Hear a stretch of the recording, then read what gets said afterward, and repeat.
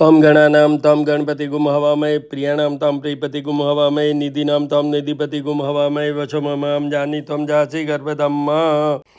नमो देवी माँ देवी शिवाय सततम नमः भगवते वदनी तपंतास्मताम। हनुमान अटिलंगित छविल बणी जदमोन मारिस लंगपति ने कूच समुद्र लाय सजीवन सोचनी वाले मासक दिन तुलसी संगठ के मिटे को ध्यान धरोड़ मान जाती ने तंबगम यजामयी सुगंधिम पुष्टिवर्धनम उर्वारुक में बंदना मृत्युर्मुक्षी मामृतात। आज सोमवार है, भगवान शिव की पूजा का मेन विधान है। भगवान शिव और शिव परिवार माँ दुर्गा, गणेश जी, कार्तिकेय, नंदी जी, वासुकी सर्प, उनके पूजा का विधान है। ओम एम सरस्वती नमः, ओम अन्नपूर्णे नमः, ओम महामाया नमः, करणी माता नमः। आप दर्शन करते रहिए।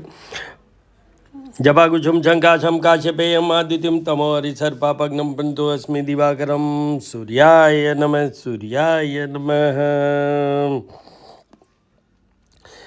आज मंडे है, तो वो भगवान शिव की पूजा का, उपासना का मेन महत्व है।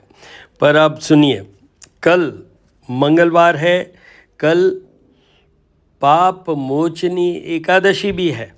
कल एकादशी भी है, तो एकादशी भगवान विष्णु से जुड़ी हुई तिथि है। और एकादशी में देखिए, सबसे बड़ा इम्पॉर्टेंट ये है, हमारे जितने भी हम पाप कर्म करते हैं गलतियों के कारण, उनसे मुक्त हो जाते हैं, मोक्ष की प्राप्ति तक हो जाती है। और साथ में ही एकादशी का व्रत विधान करने से, अगर आपकी जन्म कुंडली के अंदर चंद्रमा खराब है, माता का सुख कमज़ोर है, तो वो सब ठीक हो सकता है। आपका मेंटल कंफर्ट लेवल ठीक हो सकता है। आपके भगवान कृष्ण भी इसी में जुड़े हुए हैं, विष्णु जी भी इसी में जुड़े हुए हैं, विष्णु अवतार सब इसी में जुड़े हुए हैं एकादशी में। तो चंद्रमा, शुक्र, मेन तो चंद्रमा है जो सुधरता है, पर भगवान कृष्ण की पूजा उपासना से राहु केतु 9 के 9 प्लैनेट सुधर जाते हैं। तो इतना बड़ा विधान है। और आपको बता दूं, व्रतों में सर्वश्रेष्ठ व्रत माना जाता है वो एकादशी का है। कल पाप मोचनी है, तो जितने भी आपके पाप हो गए हैं जाने अनजाने में, वो सब से आप मुक्त हो सकते हैं। कल इतना इम्पॉर्टेंट डे है, तो आप पूरे तन मन धन और भाव, सबसे इम्पॉर्टेंट है भाव के साथ भगवान विष्णु का कीजिए अभिषेक। पुरुष सूक्त के साथ उनका जल, दूध, जल पंचामृत जल द्वारा।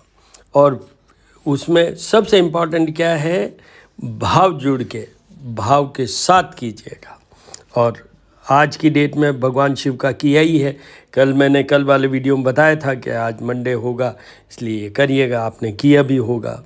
ये भी एक दिन होता है जिस दिन हम चंद्रमा को सुधार सकते हैं। और चंद्रमा मनसो जात है, बहुत इम्पॉर्टेंट डे होता है चंद्रमा इस बात के लिए। तो आपके मन की स्थिति को, परिस्थिति को ठीक करने के लिए भगवान शिव की आराधना कीजिए। रुद्र सूक्त के साथ इनका अभिषेक, 16 लाइन्स हैं रुद्र सूक्त की, उसके साथ कीजिए और आपको मेंटल कंफर्ट निश्चित रूप से मिलेगा।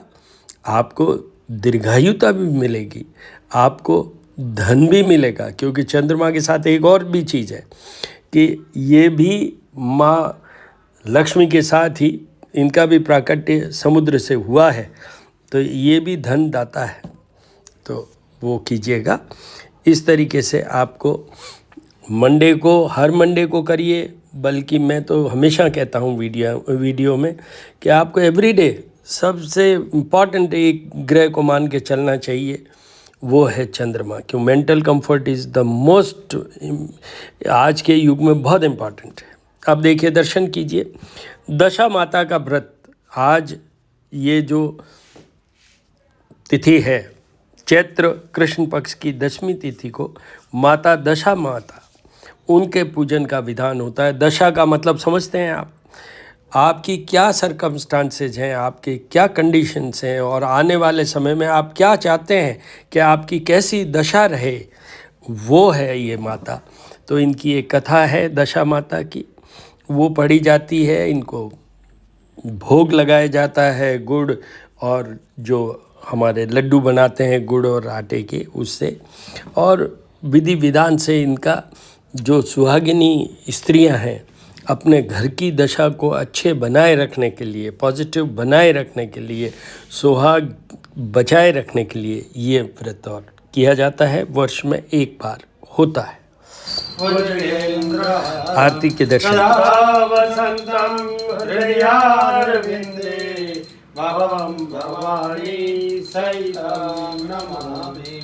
ॐ गणानां त्वा गणपतिगुं हवामहे, प्रियाणां त्वा प्रियपतिगुं हवामहे, विधीनां त्वा विधिपतिगुं हवामहे।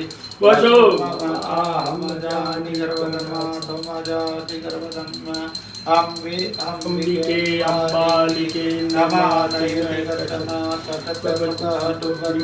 कामीलवासिनीं हेतदे लक्ष्मी जपनामहोरात्रे आरते नक्षत्राणि रूपमचिनोऽभ्यासम् इदन्निकाणामन्वयिकाणा सर्वलोकन्वयिकाणा ॐ इदं विश्वविचक्रमे श्रीकानि ददेपदम् अबोधमतिपाकुतुरेष्वाह। ॐ नमः संभवाय नमो भवाय च नमः शङ्कराय च महेश्वराय च नमः शिवाय च शिवतराय च। ॐ